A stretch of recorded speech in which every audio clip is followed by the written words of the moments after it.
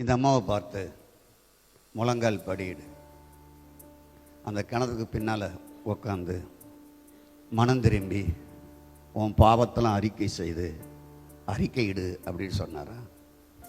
மென்மையாக சாந்தமாக நீ போய் உன் கணவனை அழைச்சி கொண்டு வா அப்படின்னாரு.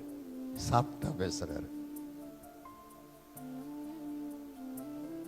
மென்மையாக கோபப்படாம சாந்தமாக நான் உனக்கு தண்ணி தாரேன், நீ உன் கணவனை அழைச்சி கொண்டு வா.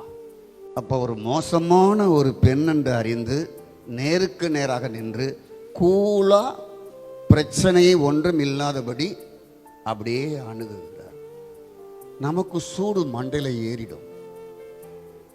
சில பாஸ்டர்லாம் காட்டுத்தனமாக கத்துற கத்தெல்லாம் பார்த்தா பயங்கரமா இருக்கும். வேசி உன்னை கல்லெறிஞ்சு கொன்றுவார், கண்ணுக்கு மை போட்டு வரியா உன்னை கொன்றுவார், ஜீன்ஸ் போட்டுட்டு வரியா உன்னை கிழிச்சிருவார்.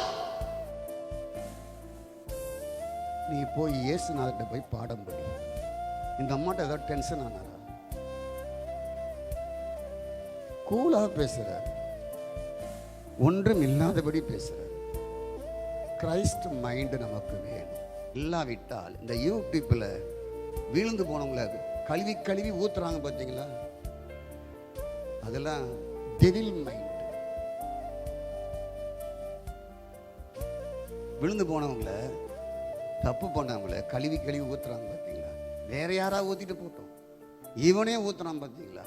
ஜோசப்புன்னு பேரை வச்சுக்கிட்டு, மரியதாசன் பேரை வச்சுக்கிட்டு, ஜாஸ்வான் பேரை வச்சுக்கிட்டு, பீட்டர்னு பேரை வச்சுக்கிட்டு நீங்க போய் பாடம் படிப்பா. உனக்கு கிரைஸ்ட் மைண்ட் இல்லப்பா, உனக்கு டெவில் மைண்ட் இருக்குப்பா. ஒரு பெண்ணையோ ஒரு ஆணையோ தவறாக பேசினா என்ன ஆகுனா, காத்திருப்பு பட்டியலுக்கு நம்ம வந்துடுவோம்.